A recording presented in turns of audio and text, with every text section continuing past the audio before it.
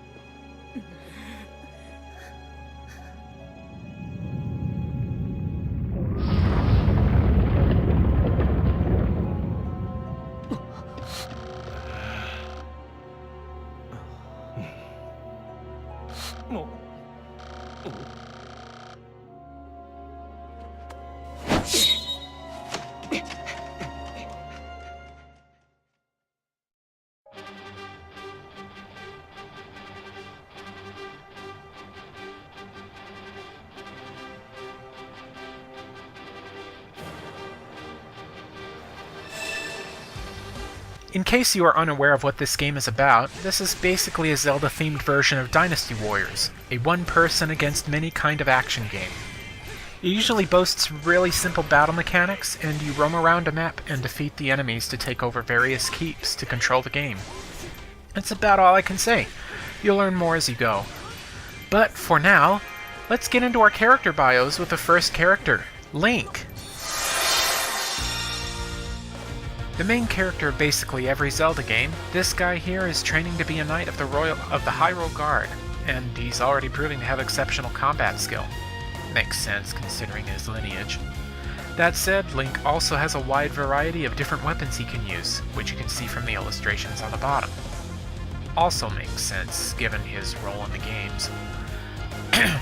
Right now I'll only cover his Hylian sword weapon, but before that, take a look at the top right. This shows all the materials you'll need to craft all of Link's badges. Badges help power up your character to be better, such as taking keeps faster, or being able to damage enemies that are blocking. Materials are gotten from various defeated enemies, and usually the name of the materials tells you which character they come from. With that out of the way, let's cover the Hylian sword, his default weapon. When covering movesets, keep in mind this is with all the combo badges crafted. I'm also displaying the controls as if it were set on Zelda style. Finally, generally I'm not going to be showing special attacks as they're usually kind of the same kind of attack, a strong, large AoE. There may be some exceptions and I'll mention those, but otherwise those are just kinda a given. That said, this basic sword here uses the light element. Here's his basic attack string.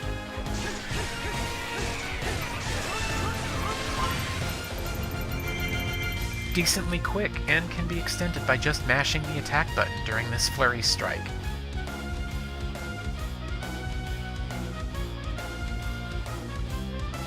Now to cover the strong attacks.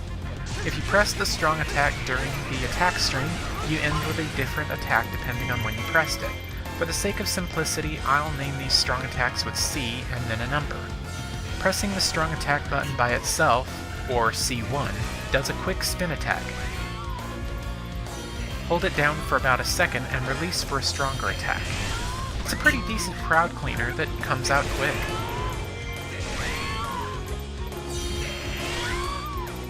C2 is an uppercut slash that acts as a launcher and sends you into the air with the enemy. From there you can do a small mid-air basic combo or a strong attack downward thrust.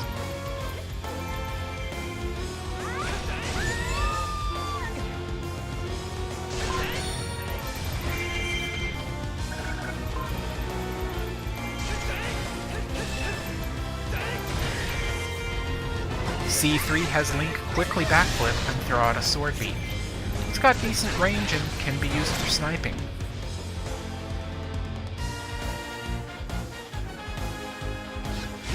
C4 is a really useful upward spin slash that sends both you and the enemy into the air. Again, you can use the same mid-air attacks from here.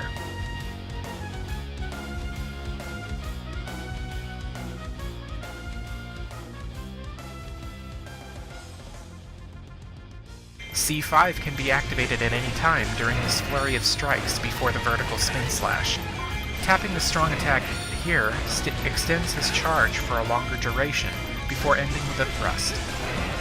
This can be freely controlled and can gather up small enemies.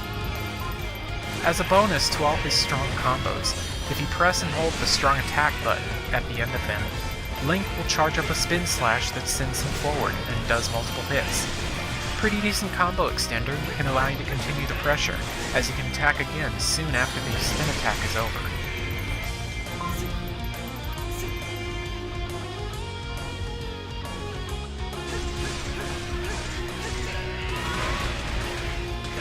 This is normally where I'd end this here, but there's a couple extra moves just for this weapon that I'm sure most people don't know about.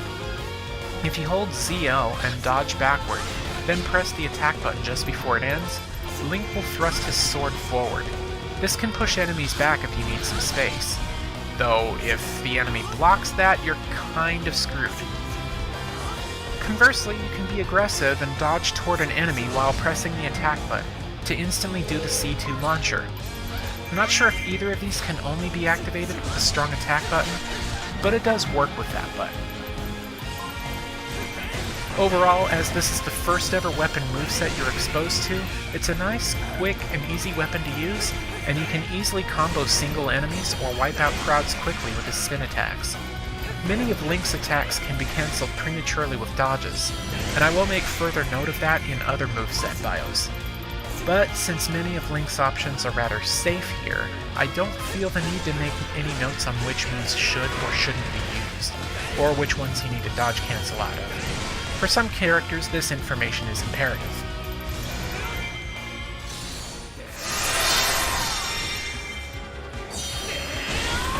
So now back to the game.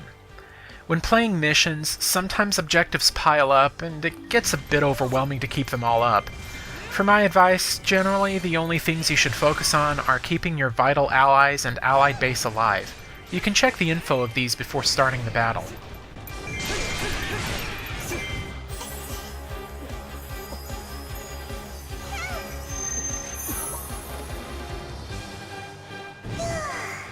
As for current objectives, usually just focus on the one that shows up on the right-hand side of the screen. Generally that means top priority. The big thing about Legend Mode missions that I'm covering for this is the hidden items found throughout the map. There's usually always a heart container, heart piece, and 2 Gold Skulltulas. These are usually required by character and affect only that character.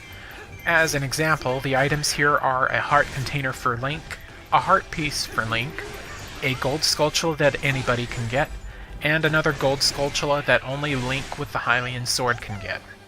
The heart containers and heart pieces increase the health of the character who got them, while Gold Skulltulas help unlock things such as illustration pieces and other stuff.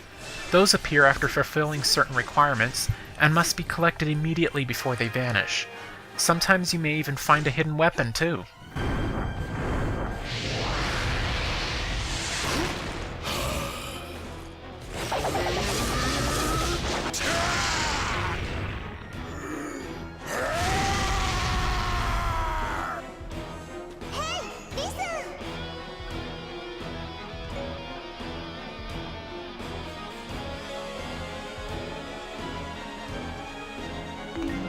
The first Skulltulas usually just require a set amount of KOs to appear. The second Gold Skulltulas become available after clearing all missions in Legend Mode, and require a set character, weapon, and hard or hero difficulty. The weapon rank doesn't matter, you just need the type.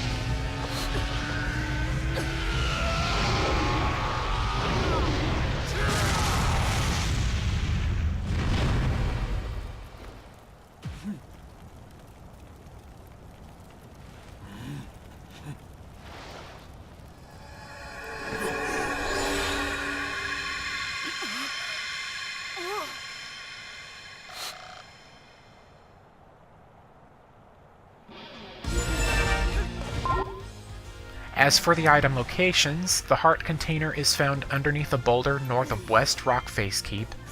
The heart piece is in the West Rockface Keep, so go ahead and capture it. The first Gold Skulltula requires a 1000 KOs and appears in this area, between the Westfield Keep and the Abandoned Fort, and the second Gold Skulltula requires Link with the Hylian sword weapon on hard or hero difficulty, and appears here after summoning the Great Fairy.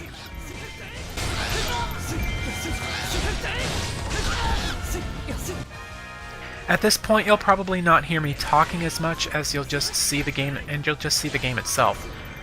When there's something I want to talk about, I will mention it though.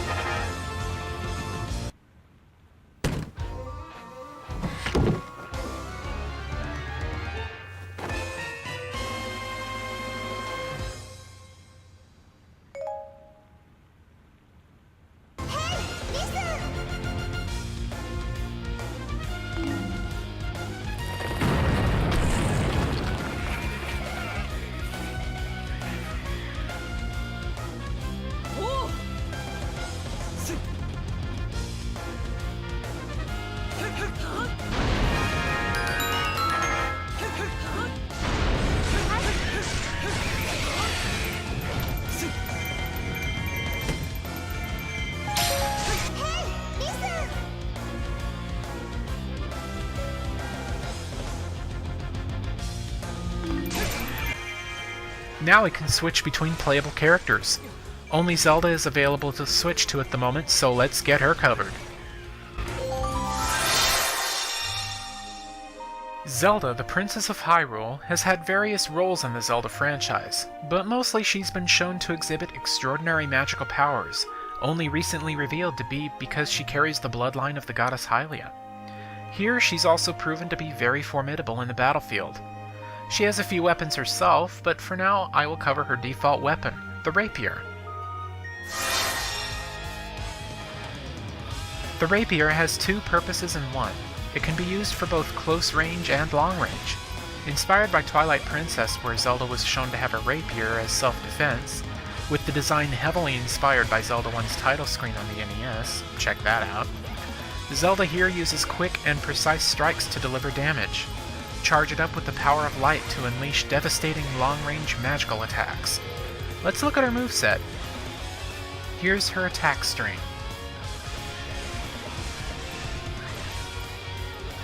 Multiple hits with a lunging stab at the end. Fairly quick, seems mostly focused on single targets. Careful though, since tougher enemies are able to shield in the middle of the combo.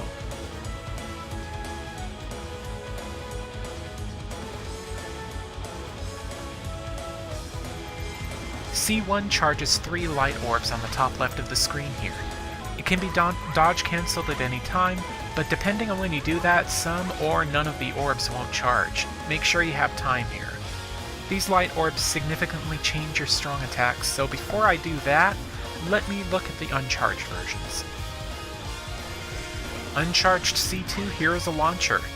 You can easily follow up with another strong attack for multiple stabs, or continue with the basic attack string. Somehow I find the strong follow-up to C2 to be rather weak though. Kind of ironic.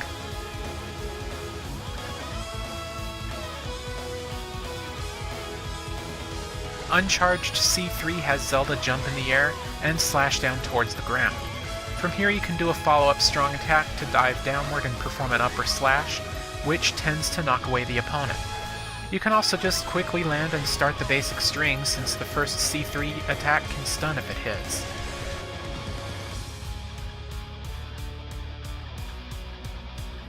Uncharged C4 has her dashing forward in a seemingly erratic pattern while slashing, before doing a giant slash at the end that can clear crowds. If dealing with a single enemy, you can follow up with strong attack for multiple mid-air stabs, with one more strong attack to stab the ground. C5 has her dash forward with multiple fast strikes. This is actually a really powerful move and can quickly drain the health of single enemies. There's no follow-up to this move, but can be dodge cancelled right after the final hit to continue attacking. Moving on to the charged strong attacks, which use up a light orb each time they're used, we have C2. She does the same launching slash, but has 3 follow-up strong attacks, with each of the first 2 consuming a light orb.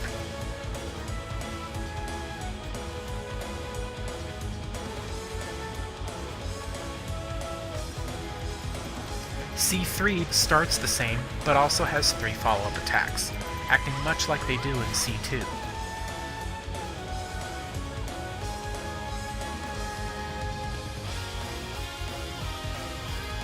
C4, on the other hand, has a new follow-up attack where she rains down about 6 light arrows in front of her and does heavy damage.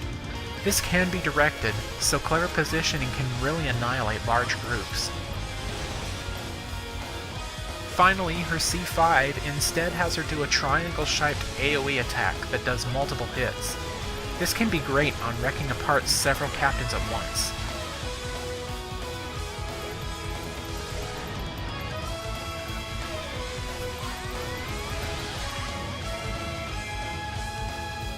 As a bit of an oddity to the rapier weapon, she also has a counter. Press either attack button as she gets attacked, and she will emit a burst of light that knocks away the enemy attacking her. It does very little damage, so its application is very limited. This counter uses up a light orb if she has them, but it can be done without them, so I'm not sure what added benefit those have with this.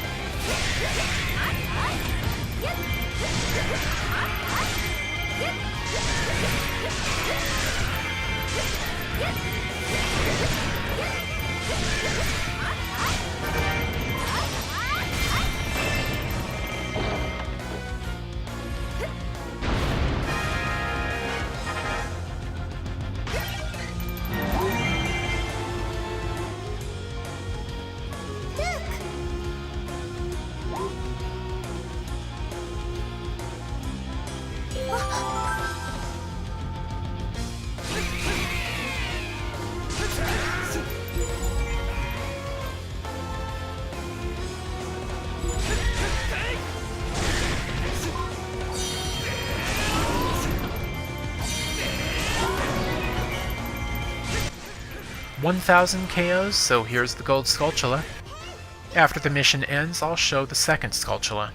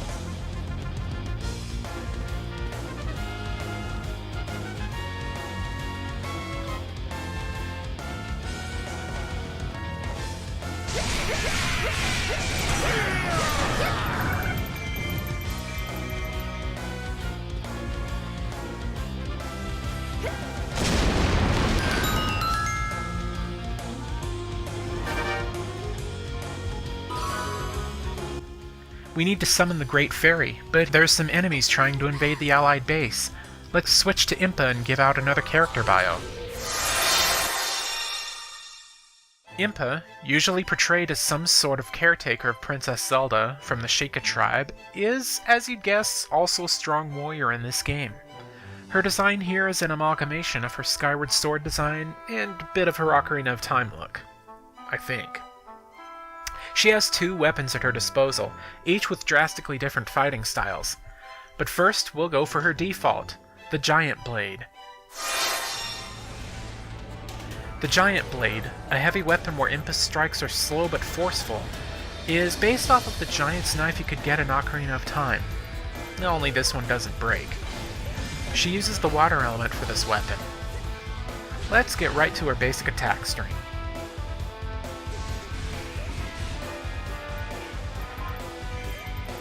Again, a bit of a slow string, ending with you getting launched into the air.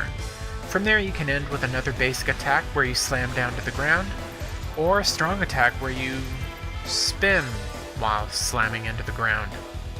This strong finisher can be done after any attack that sends you skyward.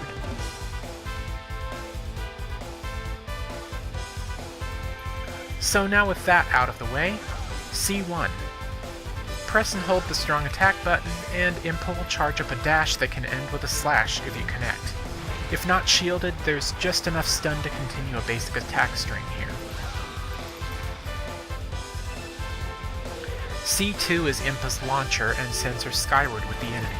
From there you can send the enemy even higher with another basic attack, or use the strong finisher to slam down to the ground. You can choose not to follow up while in the air and can start a juggle, however, much like other launching moves. C3 has her slam the blade down to the ground in front of her, creating a shockwave that damages a group of enemies. This has a bit of a long ending after the hit, but you can dodge cancel it to prevent getting punished. C4 has her create a ball of water in front of her before slashing it apart, the blast being able to heavily damage and knock away a large amount of enemies. This is a nice crowd clearer that I tend to use a lot alongside C3. C5 has her throw down tons of water spears to the ground. This can do multiple hits, but due to the fairly short range, I recommend using it for single targets rather than groups, specifically when taking down weak point gauges. C6 has her create multiple water blades that strike in front of her, before she uses them to do multiple high damage strikes. This can not only be used as a crowd clearer, but is effective against single targets as well. Considering there's a bit of a startup to this one though, you need to be a bit smart in pulling this one off. It's not bad though.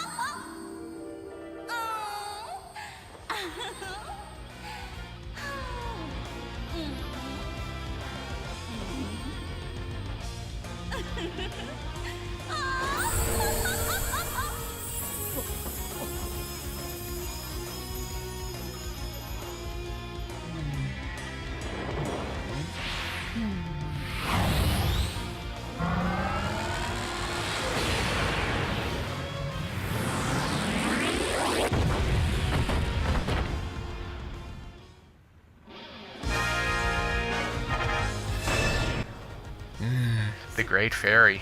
Looks a lot better than I remembered. Anyway, with the Great Fairy summoned, we're getting close to the end of this mission.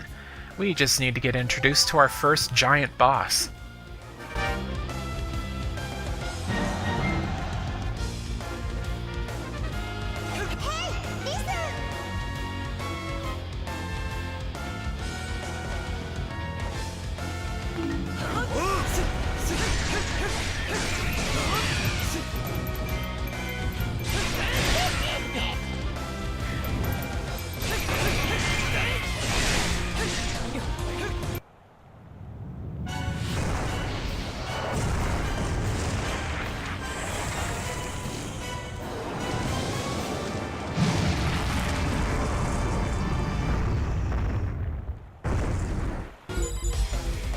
And there he is, King Dodongo.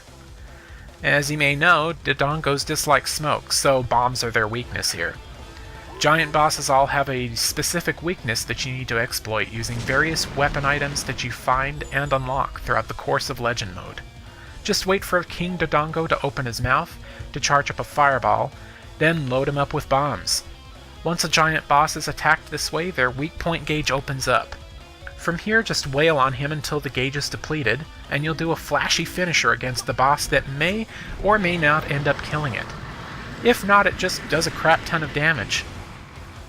Every character and weapon generally has a strategy to take down a giant boss's full weak point gauge in one turn. You might see me do these, though they won't be too effective with base level characters without much badges crafted. But overall, if you want to see these strategies, I will be posting a guide for every character and weapon later on. Here is Link's heart container, and capture the keep right next to it for the heart piece. You can actually get these earlier than now, since after a little bit the northern area blocks off to prevent enemies from escaping. You can get to that part of the map before that happens to get these items early. Don't worry though, the game won't block off the area until you're out of it.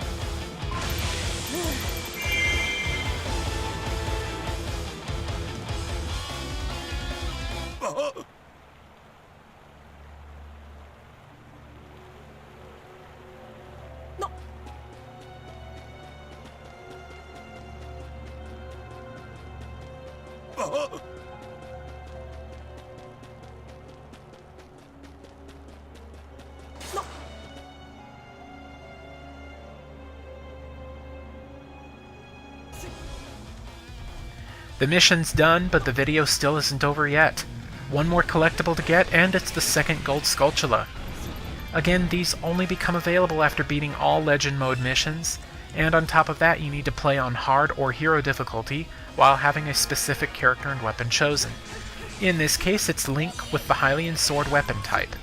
Again, you just need the weapon type.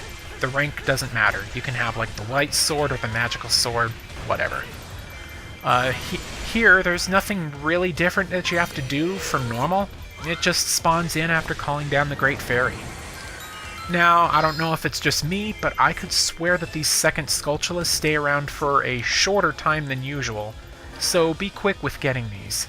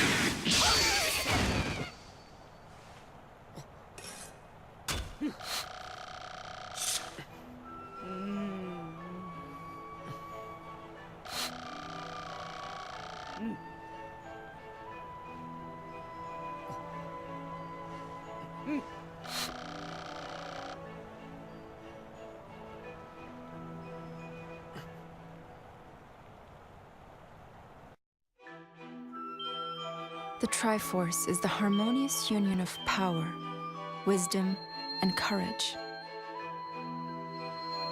It has been the object of countless battles between the forces of light and darkness. Each time the Triforce fell into the clutches of evil, Hyrule was plunged into misery.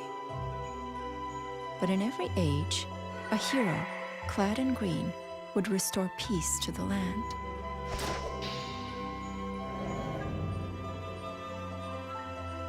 During one of these dark times, the legendary hero split the spirit of evil into 4 fragments, sealing each away to finally break the cycle of destruction. 3 of the fragments were scattered across time and space. The final fragment was sealed in a sacred temple built upon holy ground, imprisoned by the blade of evil's bane.